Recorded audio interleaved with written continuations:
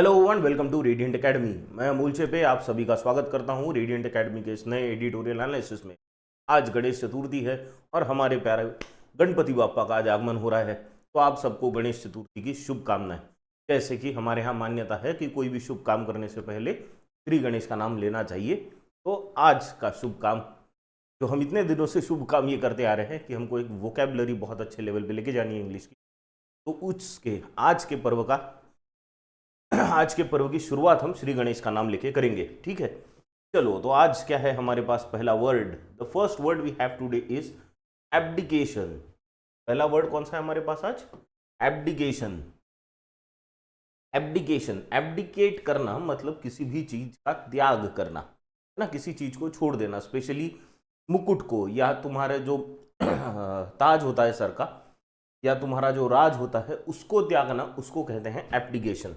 देखो sentence, the Kings abdication, abdication यानी त्याग, shocked the entire nation leaving a power vacuum. Vacuum का मतलब क्या होता है? खालीपन, है ना। तो खालीपन रह गया था, क्यों? क्योंकि राजा ने अपने जो थ्रोन था, उनका जो ताज था, उसको त्याग दिया था। ठीक है, देखो इसको सिनोनिम्स क्या होंगे? The act of giving up a position of power specially formally, अपनी पोजीशन को छोड़ देना, त्याग देना, दैट इज कॉल्ड एब्डिकेशन। ठीक है, सिनोनिम्स क्या होंगे इसके? रेजिग्नेशन, रिजाइन कर देना, सिनोनिम है ना। बादशाह या राजा कोई रिजिग्नेशन तो देता नहीं है, रिजाइन तो करता नहीं है, ये इसके सिनोनिम्स है, एग्जैक्ट सेम मीनिंग नहीं रहेगा।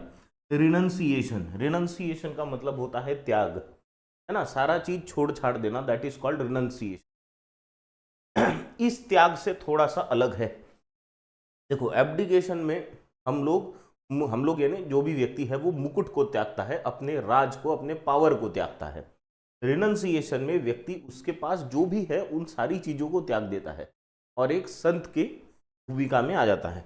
तो उसका मतलब अलग है। रिनंसिएशन दोनों का अपने हिंदी में जो मतलब होगा वो त्याग ही होगा, या किसी चीज को जो भी आपके पास है उसे सरेंडर कर देना। नेक्स्ट, एंटोनिम्स क्या होंगे इसके? Assumption.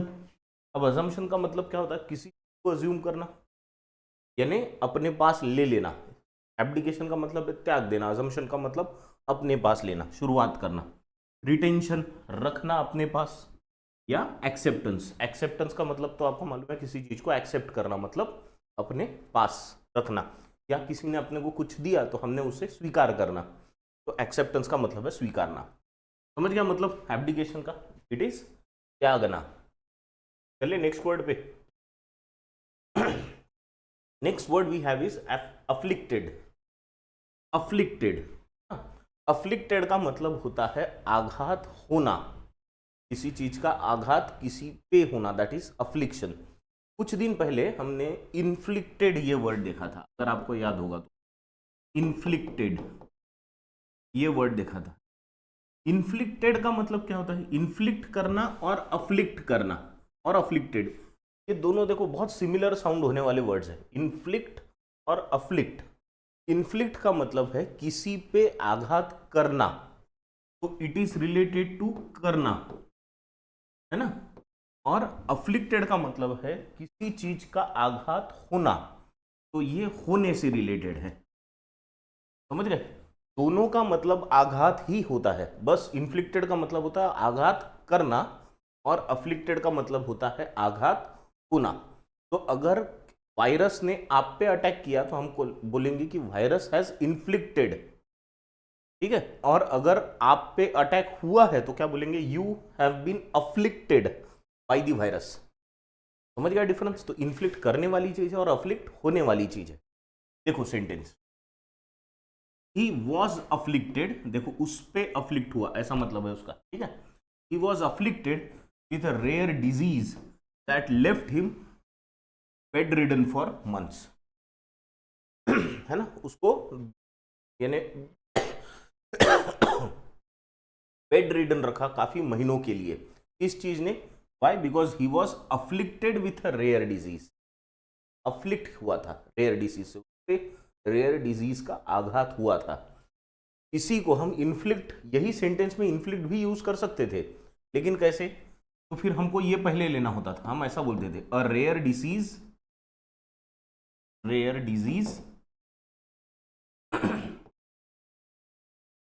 inflicted pain on the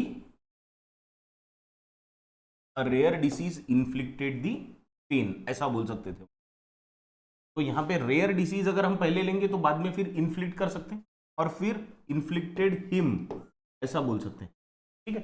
तो हिम बाद में अगर आ रहा है तो रेयर डिसीज ही इन्फ्लिक्ट कर रहा है, ठीक है, और यहां पे क्या हो रहा है, उस पे आघात हो रहा है। डिफरेंस समझ गया क्या अफ्लिक्टेड इन्फ्लिक्टेड का? चलो मीनिंग देखेंगे, क्या है मीनिंग? टू कॉज पेन और सफरिंग, यानी खुद सफर होना बेसिकली, है ना, टू ट्रबल और बर्डन, किसी चीज का बर्डन होना, ट्रबल होना, ऐसे। सिनोनिम्स क्या होंगे? टॉर्मेंटेड, टॉर्मेंटेड का मतलब होता है तकलीफ देना, थोड़ी थोड़ी थोड़ी थोड़ी तकलीफ देते रहना, that is tormented. Plagued, plague का तो आपको मतलब मालूम है, प्लेग वैसे अगर सिर्फ प्लेग ये वर्ड लिया जाए ना, नाउन, तो ये एक बीमारी है जो चूहों से होती है, ठीक है। दूसरा प्लेग का मतलब होता है बीमार होना ना, अगर उसको वर्ब की तरह यूज करें तो उसका मतलब होता है बीमार होना, आघात होना। डिस्ट्रेस मतलब किसी वजह से स्ट्रेस होना, दैट इज डिस्ट्रेस्ड। अगर किसी व्यक्ति पे स्ट्रेस है तो हम उस व्यक्ति को क्या बोलेंगे? That person is distressed. Antonym क्या होंगे इसके? रिलीव्ड, मुक्ति हो गया, मुक्ति, कुछ नहीं है अभी, तुमको बीमारी नहीं है, कुछ नहीं है। कंफर्टेड, कंफर्ट है वहां पे, है ना। क्या? हील, हील का मतलब क्या होता है? दुरुस्त हो जाना, ठीक हो जाना, समझ गए। तो अफ्लिक्टेड का मतलब क्या है फिर? अफ्लिक्टेड मतलब आघात होना, इन्फ्लिक्टेड का मतलब आघात करना। चले अगले वर्ड पे। Next word we have is ethnic. Ethnic, अब ये एथनिक ये जो वर्ड है, this is related to culture, है ना। हमारी जो रहने की पद्धति है, सिस्टम है, फिर वो चाहे हमारे ट्राइब के हिसाब से हो सकती है, हमारे धर्म के हिसाब से हो सकती है। तो हमारी जो एक जीने की पद्धति है, रहने की पद्धति, उसे हम एथनिक कहते हैं। आपको बहुत बार, अगर जब आप कॉरपोरेट में काम करेंगे कहीं फ्यूचर में जाके, या अभी भी अगर आप कॉलेज वगैरह में गए होंगे, तो ऑफकोर्स गए ही होंगे, तो कॉलेज में बहुत बार ऐसा होता है कि आपको बोला जाता है कि इस पर्टिकुलर इस दिन आपको एथनिक वेयर में आना है। एथनिक वेयर मतलब कौन सा? ऐसे कपड़े जो आप आपके कल्चर के हिसाब से पहनते हो, है ना, आपके कल्चर के हिसाब से। जैसे हमारे घर पे जब त्यौहार होता है तो हमारे त्योहारों में हम कैसे कपड़े पहनते हैं? एथनिक वेयर, यानी जो हमारे कल्चर से जुड़े हुए हैं। ये टी शर्ट जीन्स ये अपने कल्चर से जुड़े हुए कपड़े नहीं है, ये तो रेगुलर वेयर वाला हो गया है अभी अपना। कल्चर से जुड़े हुए कपड़े कैसे होंगे फिर? हम कुर्ता डालेंगे, जैसा मैं घर डालना है तो कुर्ता डालूंगा, है ना, पैजामा पहनूंगा, that is ethnic wear, right. तो ethnic is something that is related to your culture, आपका धर्म से जुड़ा हुआ, आपकी जात से जुड़ा हुआ, आपके कल्चर से जुड़ी हुई। देखो sentence, the cities rich diversity is reflected in its numerous ethnic festival. ना, ये सिटी की जो डाइवर्सिटी है वो उसके कहाँ से दिखती है? एथनिक फेस्टिवल्स है, ऐसे फेस्टिवल्स जो वहाँ के ओरिजिनल है, उस सिटी के कल्चर का हिस्सा है, दैट इज एथनिक। मीनिंग क्या होगा इसका? रिलेटिंग टू अ पॉपुलेशन सब group with a common national और कल्चरल ट्रेडिशन, आपके कल्चर से और आपके ट्रेडिशन से, कल्चरल ट्रेडिशन से जुड़ी हुई चीज। सिनोनिम क्या होंगे इसके? समथिंग दैट इज कल्चरल या रेशियल। भी देखो रेशियल ये वर्ड आया है रेस से, रेस, और देखो कल्चर आपका जो आप जीने की पद्धति है उसे आप कल्चर बोलेंगे। रेस का मतलब क्या होता है? अलग अलग रेस के लोग हैं, है ना। जैसे फॉर एग्जाम्पल ब्लैक्स और वाइट्स, इसमें बहुत अंतर है ना। वाइट को अलग रेस के मानते वो लोग, ब्लैक्स को अलग रेस के मानते। इसे फिर एक डिरोगेटरी वर्ड आया है रेसिज्म, है ना, किसी का रंग के बेस पे भेदभाव करना, तो उसे हम रेसिज्म कहते हैं।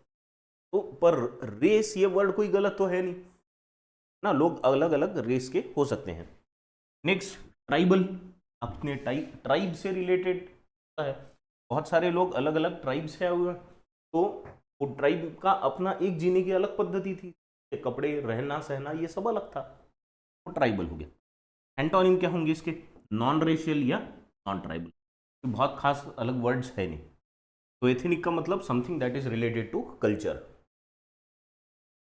हाँ चलो next word is gouged. Next word क्या है? गॉज्ड। गॉज्ड का मतलब होता है किसी चीज से ऐसे सुराख करना, किसी चीज में जोर से मारना, उसमें छेद करना या सुराख करना, उसको बोलेंगे हम गॉज्ड। ठीक है, देखो sentence, the accident gouged a deep hole in the side of the car. Car की साइड में एक डीप होल हो गया। क्या हो गया? गॉज्ड हो गया, यानी एक बड़ा सुराख हो गया। मीनिंग क्या होगा इसका? टू मेक अ होल और डेंट। डेंट का मतलब क्या होता है?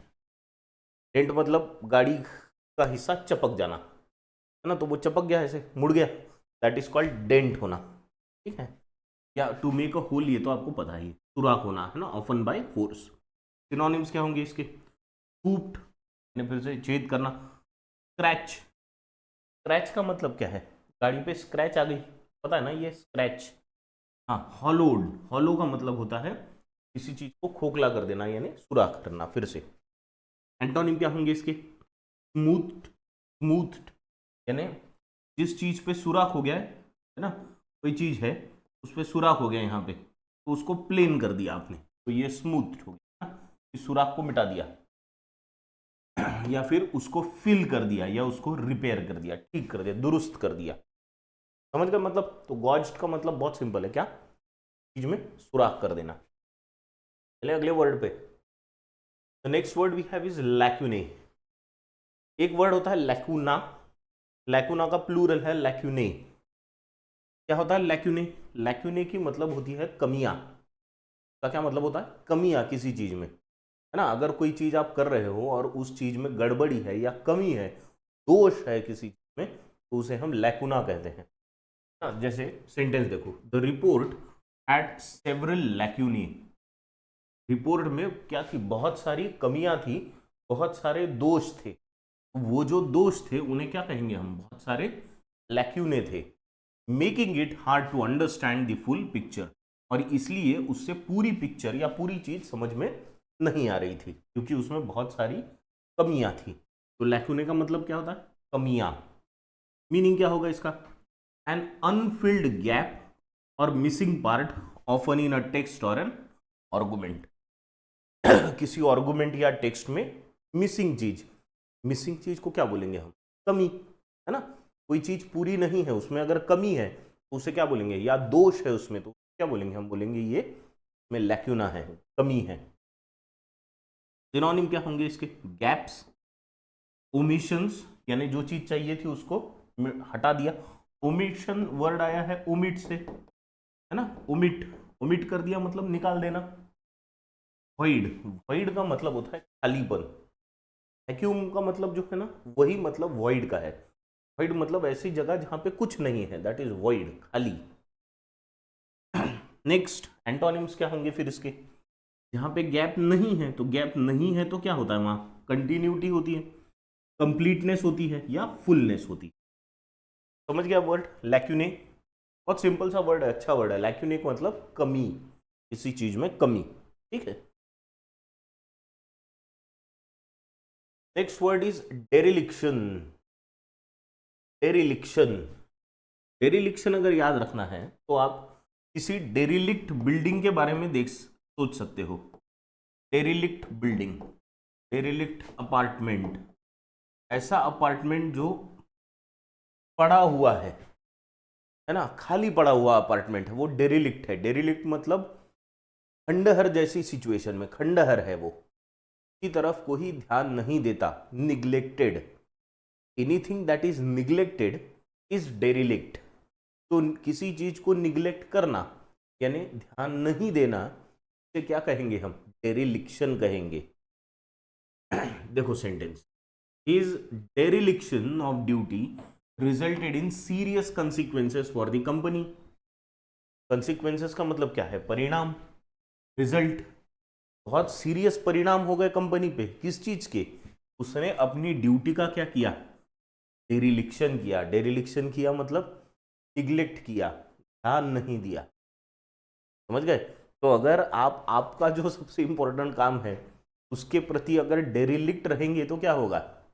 ऐसे ही सीरियस कंसिक्वेंसेस आपको भी सहने पड़ेंगे फिर, ठीक है। तो बहुत ध्यान दे के अपना काम करना है। एक सवाल पूछो क्या आप सबसे,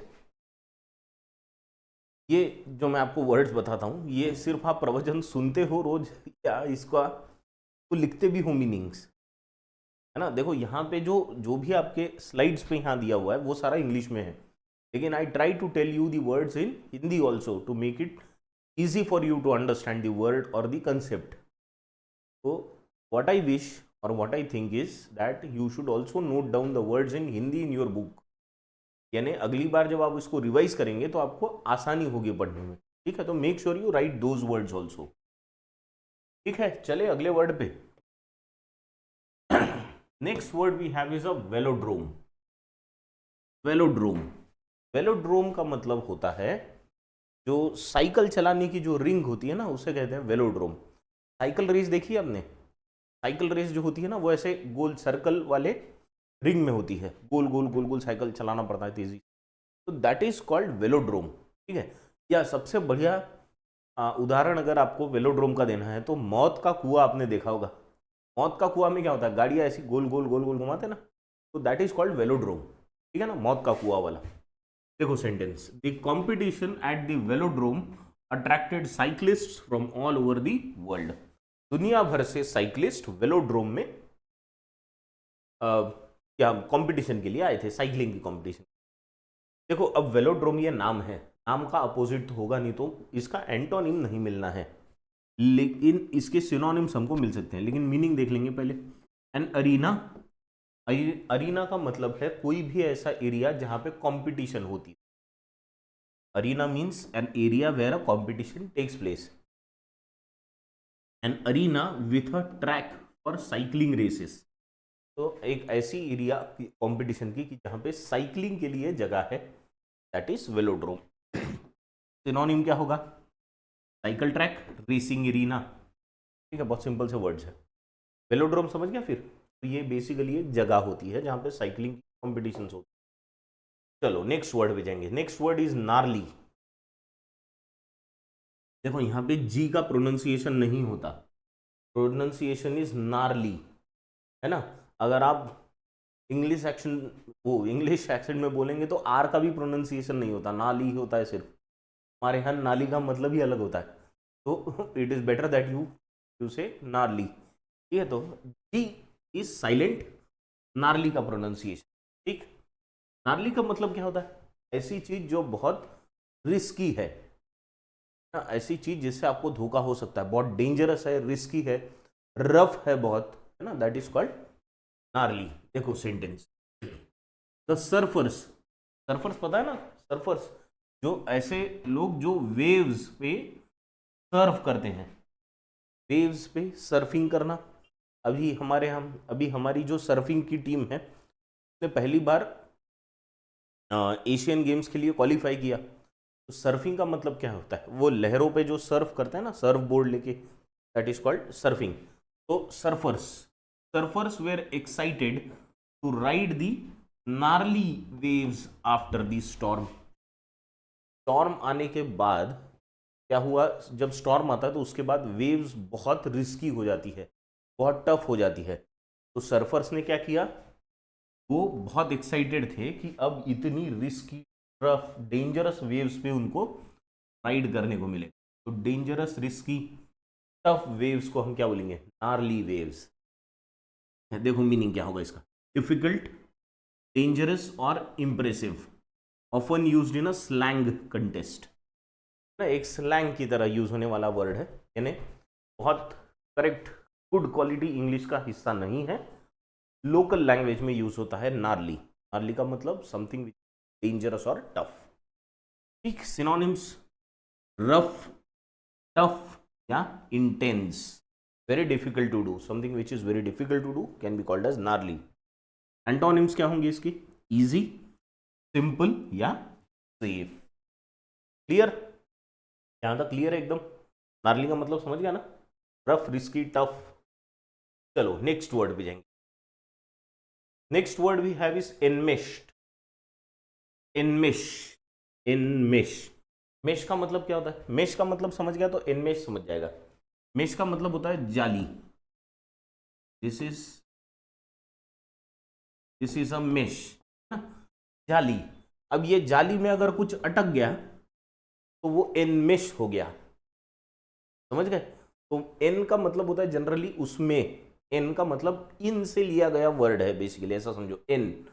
तो मेश मतलब जाली, जाली के अंदर फंसना इज एनमेश, यानी किसी चीज में अटक जाना, जाली में अटकना इज एनमेश।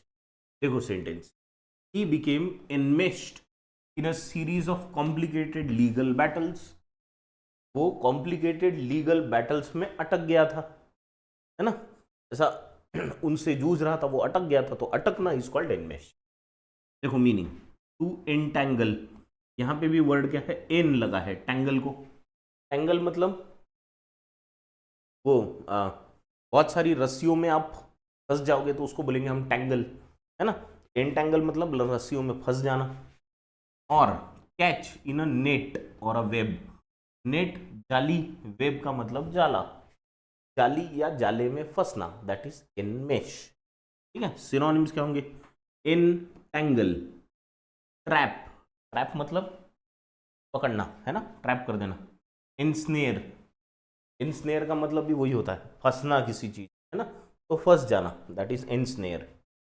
एंटोनिम्स क्या होंगे इसके, छूट जाना, रिलीज या फ्री होना या लिबरेट होना, लिबरेट यानी मुक्ति, लिबरेट का मतलब क्या है, मुक्ति, छूट जाना सारी चीजों से। तो आप किसी चीज में फंसे हुए नहीं हो, आप मुक्त हो बिल्कुल, एंजॉय करो, एंजॉय योर लाइफ। ठीक है, क्लियर। चले, last word for today we have is slick, sleek. ये स्लिक और ये sleek they are mostly same.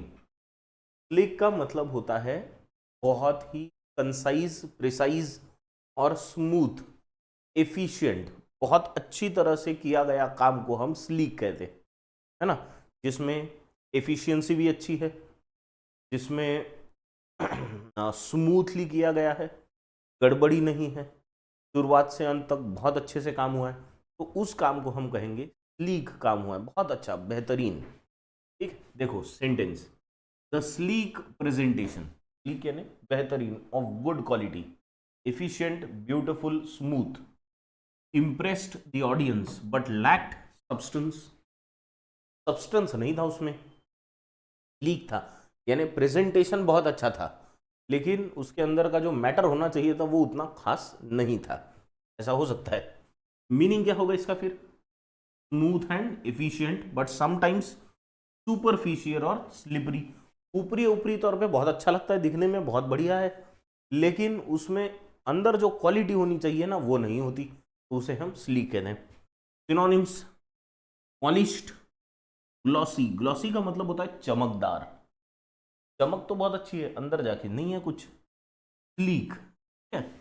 Antonyms क्या होंगे इसके, स्लीक यानी देखो चमकदार हो गया, पॉलिश्ड हो गया मतलब स्मूथ एकदम, तो उसका एंटोनिम क्या होगा, रफ, डल या अनपॉलिश्ड। खुरदरा, स्मूथ का अपोजिट क्या है, खुरदरा, रफ या फिर डल, जिसका कलरफुल नहीं है, उसमें एनर्जी नहीं है, सूखा पड़ा हुआ, दैट इज डल। क्लियर, समझ गए। चलो अब आपको पता है क्या करना है, आपके लिए एक क्लोज टेस्ट है यहाँ पे, मैं बाजू हो जाता हूँ, पहले इसका स्क्रीनशॉट ले लो आप।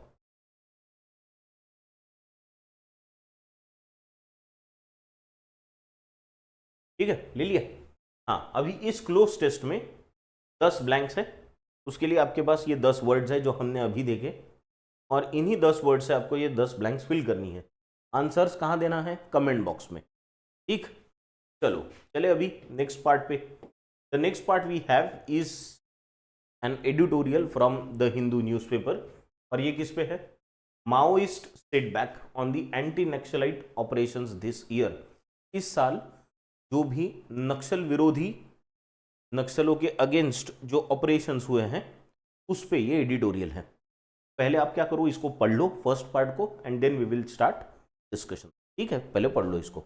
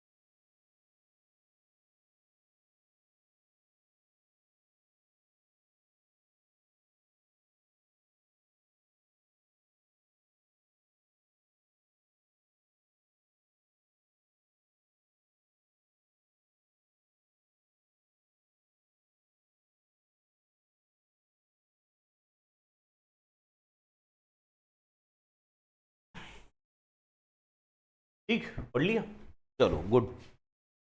चलो देखेंगे अभी क्या है इसमें। माओइस्ट सेटबैक, यानी माओइस्ट मतलब माओवादी जो लोग हैं उनको मिला हुआ सेटबैक, वो जरा पीछे हटे है अभी। क्यों? क्योंकि इस साल बहुत ऑपरेशन हुए हैं माओवादियों के खिलाफ।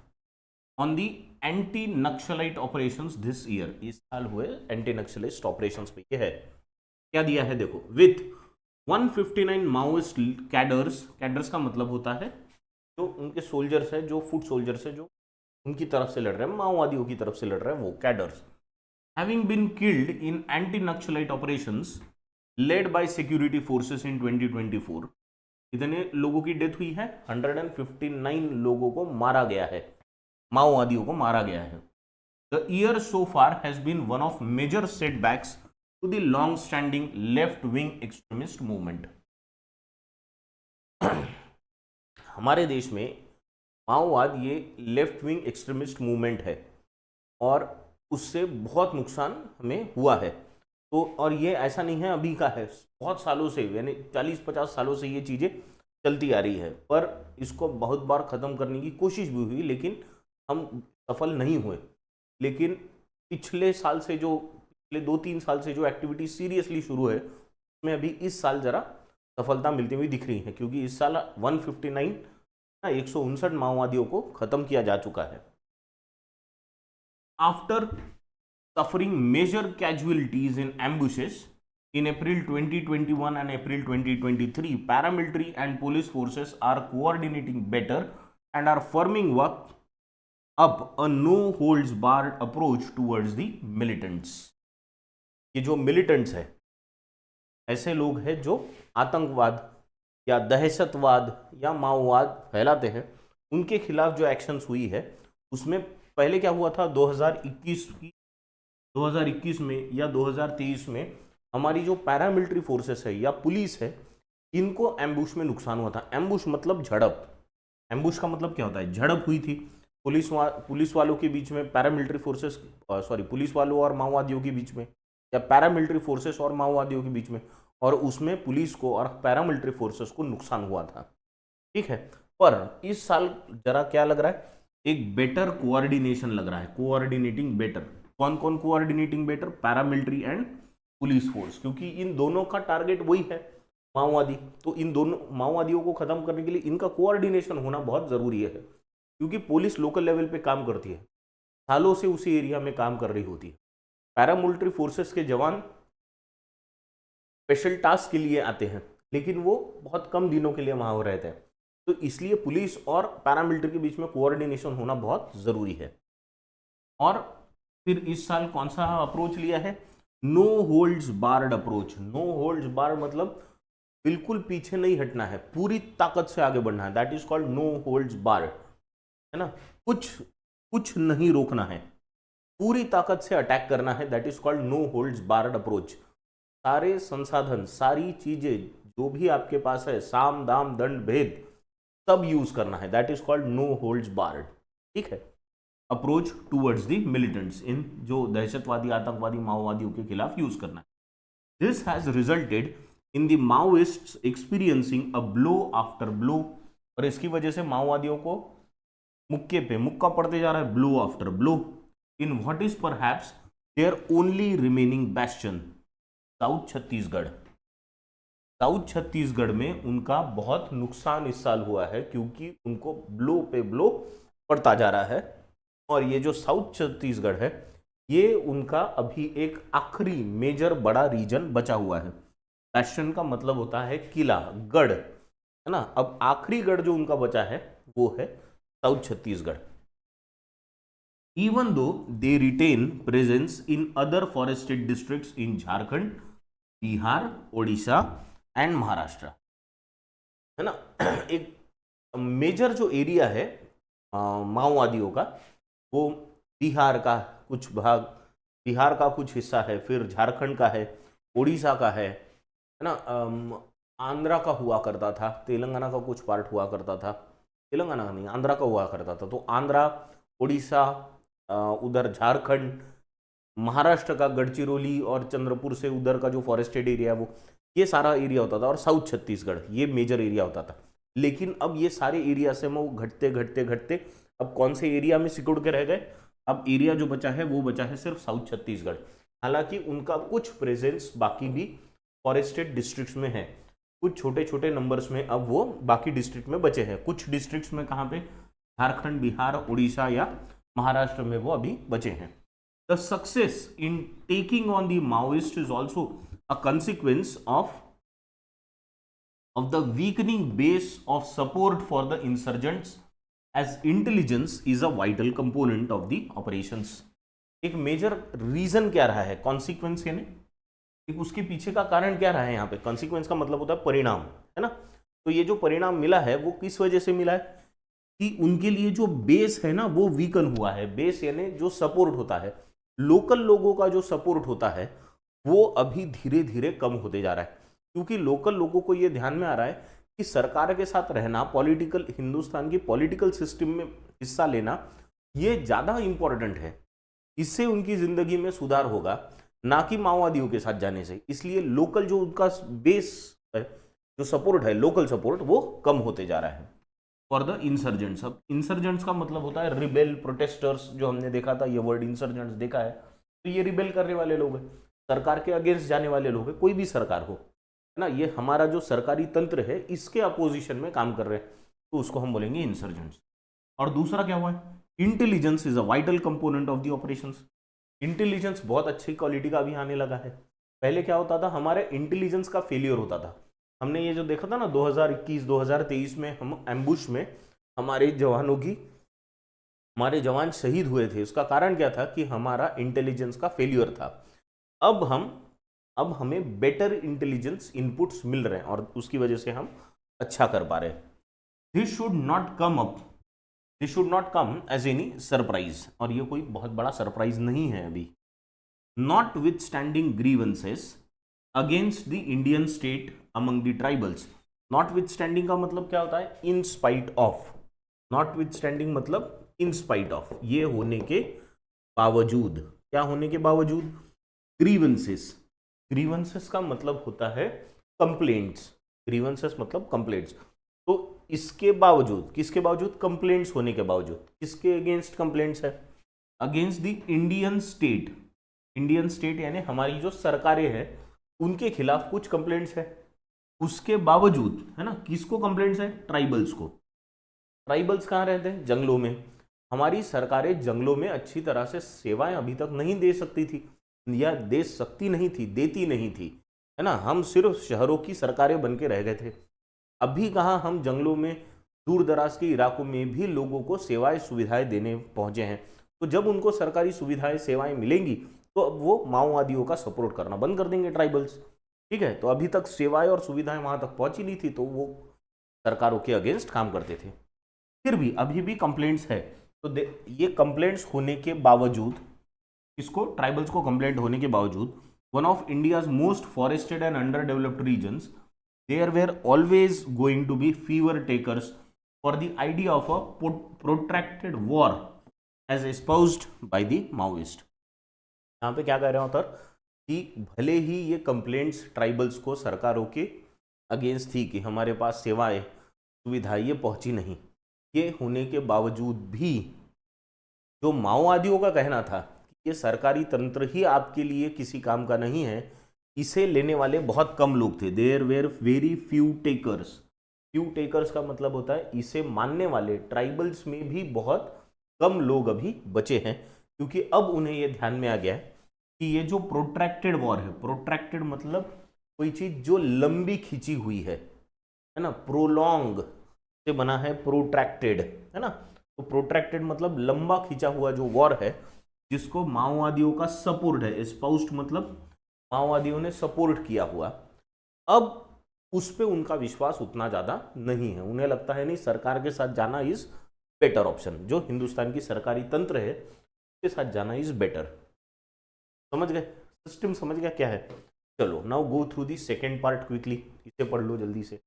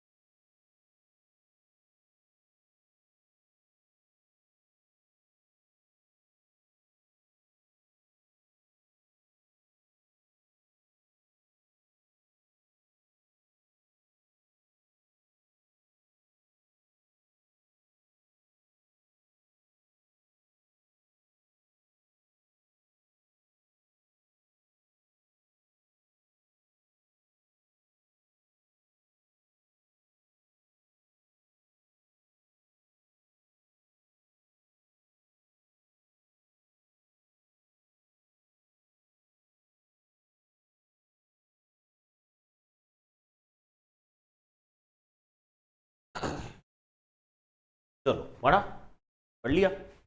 हाँ, क्या दिया है अभी इस पार्ट में?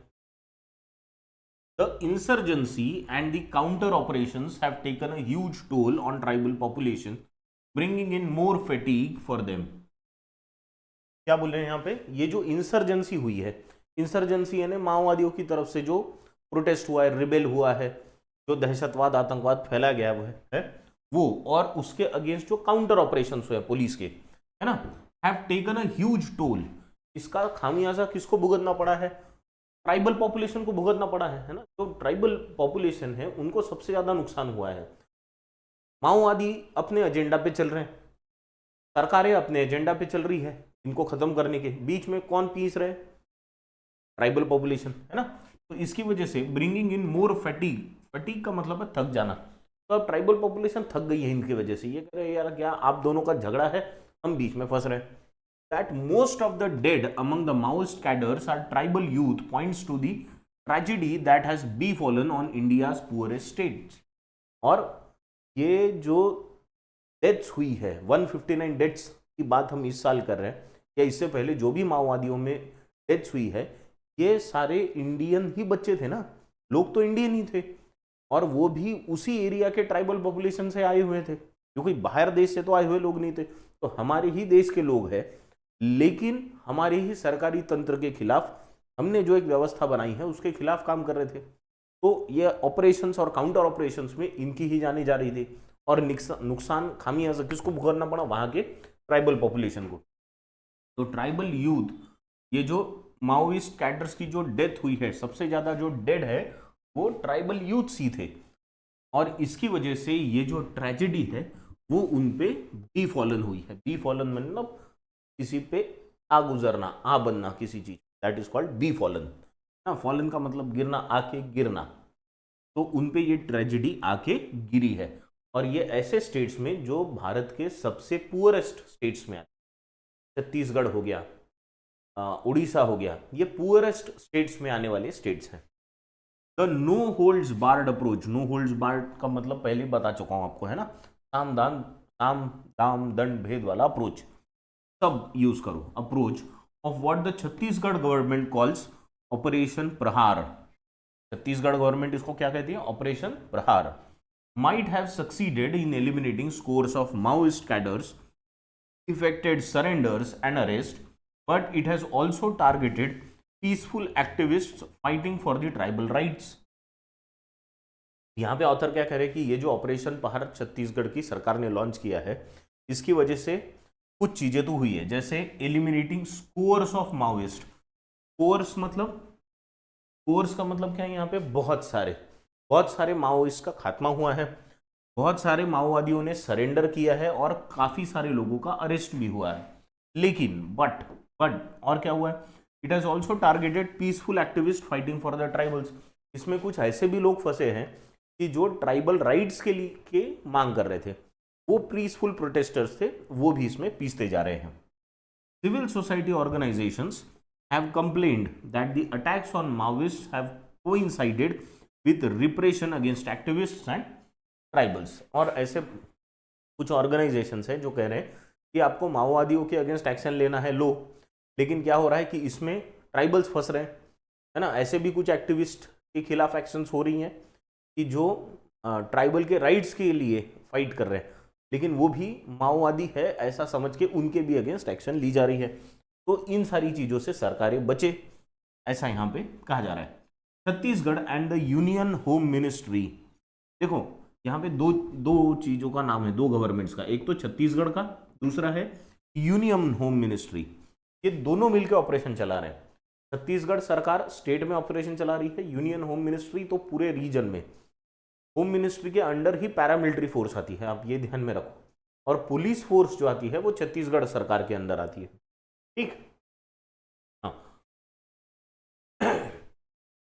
तो ये दोनों छत्तीसगढ़ और union home ministry must be mindful of these grievances, in complaints के बारे में भी इनको सोचना चाहिए, माइंडफुल होना चाहिए, मतलब ध्यान रखना चाहिए। As such actions could also increase disenchantment and play into the hands of the Maoist. क्योंकि इन चीजों से क्यों बचना चाहिए और इन चीजों की तरफ ध्यान क्यों देना चाहिए? क्योंकि अगर ऐसी ही कंप्लेंट्स उस एरिया से कंटिन्यूअसली आते रही तो इससे क्या होगा, इससे उनमें डिसएंचेंटमेंट बढ़ेगा। डिसएंचेंटमेंट का मतलब होता है डिससैटिस्फैक्शन या गुस्सा बढ़ेगा, सरकारों के अगेंस्ट गुस्सा बढ़ेगा कि यार हमारे ही यूथ्स है जिनकी डेथ हो रही है, तो इससे गुस्सा बढ़ेगा ट्राइबल्स में, ये हो सकता है। और इसकी वजह से क्या होगा, the governments will play into the hands of Maoist.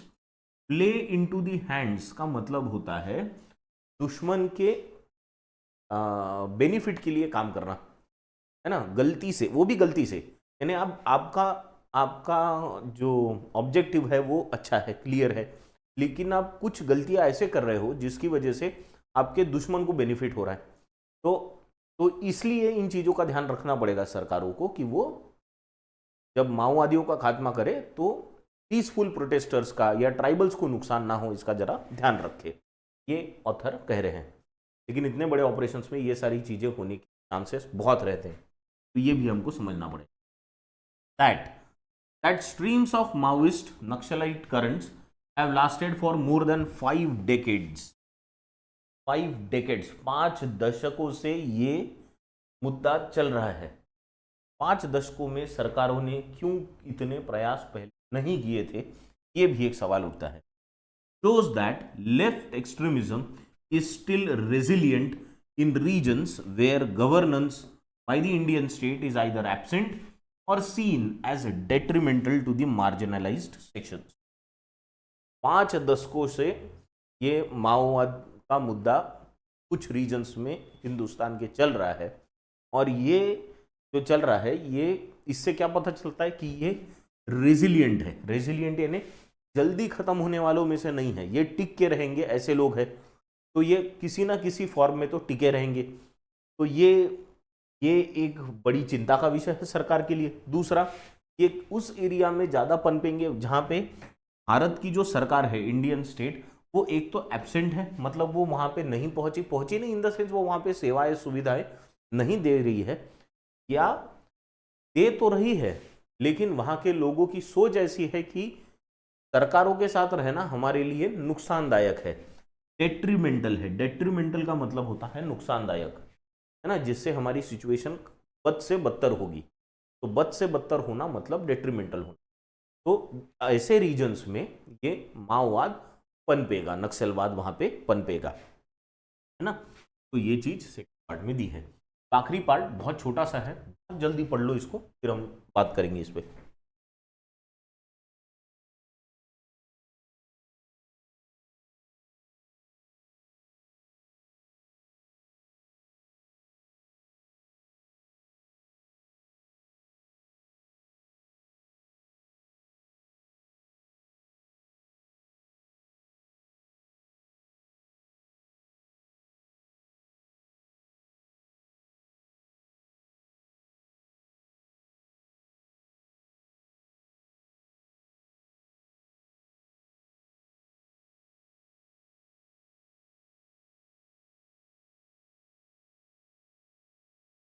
ठीक है, डन, पढ़ लिया। क्या बोला है यहाँ पे लास्ट पार्ट में, yet despite its resilience, resilience यानी ये भले कितना ही टिक जाए, the Maoist movement as experiences of similar currents across the world show remains an anachronistic one. ये कितने भी टिकने की कोशिश कर ले, पर अगर दुनिया भर के ऐसे ही जो अलग अलग विषयों पे जो एक्सपीरियंसेस हमने देखे हैं उससे हमें क्या पता चलता है कि ये माओइस्ट जो मूवमेंट है, नक्सलवाद जो ये चल रहा है, ये एनाक्रोनिस्टिक हो चुका है। अभी एनाक्रोनिस्टिक मतलब वो अभी इस समय पे बिलोंग नहीं करता, यानी हम जिस युग में जी रहे हैं वो इस युग के लिए नहीं लड़ रहे, या उनकी जो मांगे हैं वो इस युग में काम आने वाली नहीं है। अब वो बहुत पुरानी सोच वाले हो गए हैं, इसलिए वो अभी बहुत ज़्यादा टिकेंगे ऐसा नहीं लगता। Far from reaching any of its Lofty goals, Lofty मतलब बहुत ही आदर्शवादी लोग होते हैं इनमें कुछ कुछ, कि जिनको लगता है ऐसे ही सिस्टम चलनी चाहिए, लेकिन वैसे नहीं चलती, है ना, हर जगह आदर्शवाद काम में नहीं आता।